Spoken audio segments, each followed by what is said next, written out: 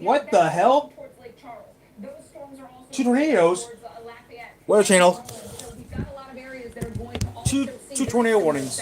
Just a live look, guys, at near Beaumont. This stuff's heading to me, and by tomorrow morning, it's gonna hit me. Interstate 10, and we know this. We've had some really heavy rain, but we know that wind comes along with these storms as well. So this is going to be where the rotation is near Nome or China, and Winnie is going to be a look.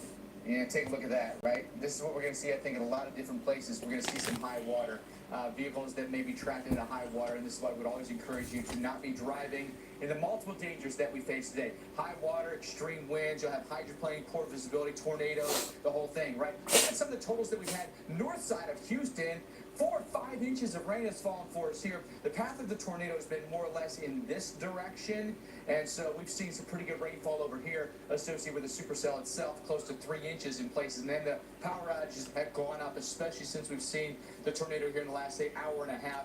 The Houston metro area, about 119,000 customers without power right now. Still medium risks for tornadoes. High wind gusts and severe hail today. Most of it's right along I-10, then down toward the Gulf Coast. These are the areas that we're watching for the rest of the day today. Again, a lot of it is really far south. A lot farther south than we've had the last couple of weeks. But then tomorrow, expanding up into the Carolinas, Georgia, and then parts of Florida as well. There's that line shooting its way east through the night tonight. They'll be in danger well after dark tonight as the low itself spins up in here. But all the energy and the dynamics are down to the south. Look at that squall line right in there. It might have spin-ups within it coming across the panhandle from Mobile to Pensacola to Tallahassee. Heads up in Georgia and the Carolinas through the day tomorrow. Subway keeps upping their game with the Subway series, an all-star media delicious sub. So yeah, guys, it's getting pretty bad down there in Texas. So yeah, guys, there's actually 2 tornadoes right now. So this is actually right now, guys. Tornado. Actually, right now, right now this is a tornado emergency. There's right now a tornado emergency right now in Texas. Right now it's a tornado emergency in parts of Texas right now. I'm not Ryan Hall. I'm not like Ryan Hall, who can do better than I can. Completely to another model. Ford is offering a $25 million rebate for other models like the Explorer, Bronco Sport, Ranger, F-150, and other models.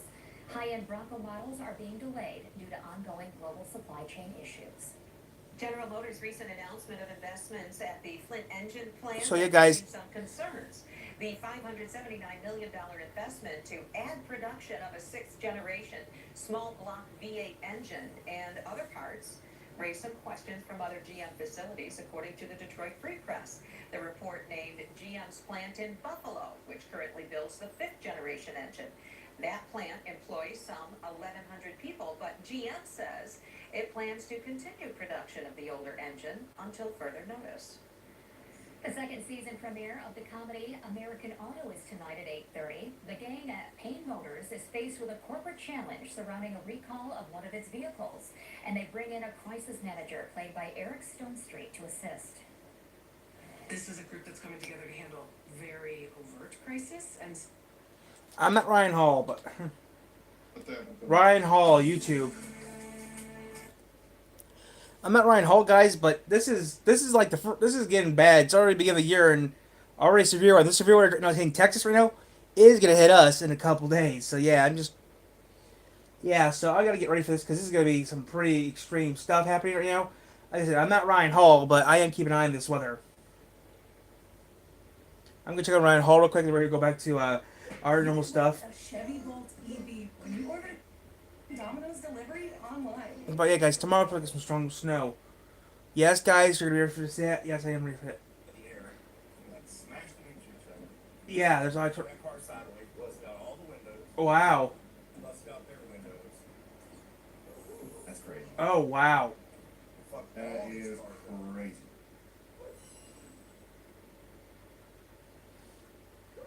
Yep. Oh, and by Norm. the way, it's snowing in Arkansas. Big tornadoes. Severe thunderstorm watch has been issued for just to the north. Liberty County, Texas. Honestly, in northern Texas, it's snowing. Very dynamic storm. There's also snow right now in Oklahoma. I'm not Ryan Hall, guys. I'm gonna look at Ryan Hall right now. We're gonna change this to back to the Weather Channel 45.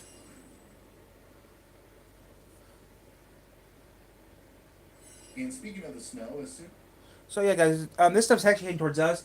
45. The thing is, though, guys, I'm just trying. I'm not trying to grip no one. I'm not trying to rap no one. Just that it's getting pretty bad. Okay. Right now we have. I mean, right now here it's not bad, but down south, Texas and Oklahoma are bad. Did you know Google makes a phone? Do you know about its camera? Like the way it fixes blurry photos. Magically erases annoying distractions. And even fixes photos taken with your old phone. So now that you know Google makes a phone, you know what you're missing. So yeah. Introducing the Google Pixel 7, the only phone engineered by Google. So yeah, guys, let's severe weather.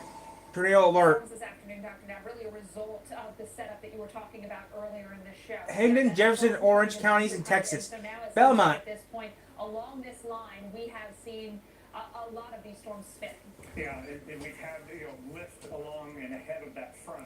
But what's really been... It's not from state line of Louisiana.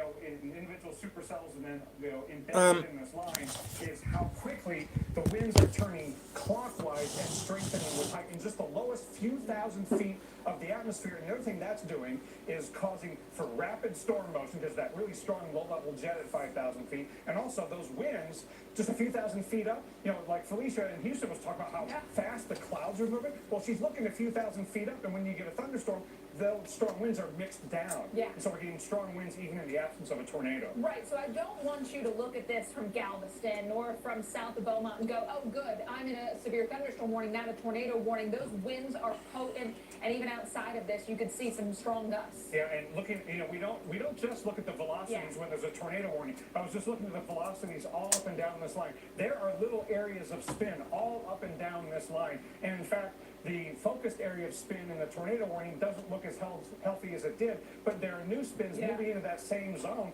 So, I'm not surprised they're keeping up the tornado warning because you've got multiple areas of spin in that warned area. Yeah, so we've been looking at areas along I-90 and to the north, Scott highlighting another area down to the south. So again, you're seeing other areas. We were watching the one in Deer Park, Pasadena, Baytown, and eventually that fizzled, another one took over, but now it's happening very fast. We're seeing a brief tornado, 2 tornadoes. then something else beginning to develop. 2 tornadoes here, guys. The short fuse nature that we're expecting through the remainder of today. Yeah, so that is just one of the many reasons why we often say, we're definitely saying today, if you're in a severe thunderstorm warning, shelter like you would for a tornado warning because things can escalate very quickly in terms of the mesoscale spin in a focused area. And so, it's a good thing we're looking at the timing for this whole line because there could be damaging winds and or a tornado spin up anywhere along that line. So if you're in downtown Beaumont, we're less than 15 minutes away from the business end of this storm coming through where you have I-10 and Highway 90 meeting up. Yeah, so we've also got, a lot of residents, people who work in the community, but then with I-10, Highway 90 in play, we've got people from out of town who may not know. So that's why it's imperative if you do know somebody's traveling this stretch of road, give them a call. As Mike said, not a text, a call. Say get into one of those gas stations, food marts, fast food locations. They're going to have a safe, secure spot. You do not want to be in a vehicle. And at 4 p.m. Central Time, thereabouts, where, school's getting out, people are out and about, people getting off work, people driving around for all kinds of reasons. And it is such an important step to take. Even if you're not yet under a tornado warning, even if you're just under a tornado watch, but certainly if you're under the warning in a place like Beaumont, get off the roads now. Don't be outside, and don't be in a mobile home or a manufactured home. Go to a sturdy structure if you're in any of those vulnerable spots, and get to a sturdy structure so that you can be in the lowest level, most interior room of a building that can actually give you some protection, not a gymnasium, not a warehouse. Right, we've got so many people at work today, knowing how many industrial buildings would be especially vulnerable. Things like gyms, too, now we're after work. People might be going to try to get a workout. A big gym, a big auditorium, something with a big roof, that gets peeled off, and you're finding yourself very vulnerable to, obviously, all the debris. So you're looking for a confined area, a lot of walls between you and obviously the exterior of the building. And we keep seeing some indications of the velocities and the debris being co-located as that goes north of China.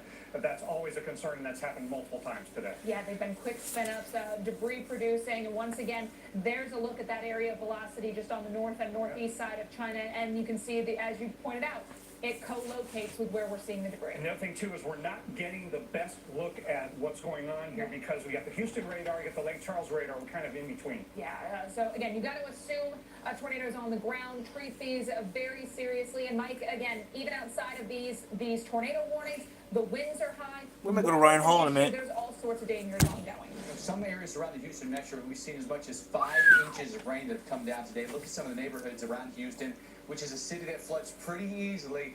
Some of these neighborhoods are going to go underwater. We've seen some freeways that are designed to hold water. The underpasses are designed to hold water and drain it away from the city. Those are filling up. It's been especially the north side we've had the very heavy rain. We've also had some pretty heavy rain on the east side of town as well. Look at some of these totals right in here.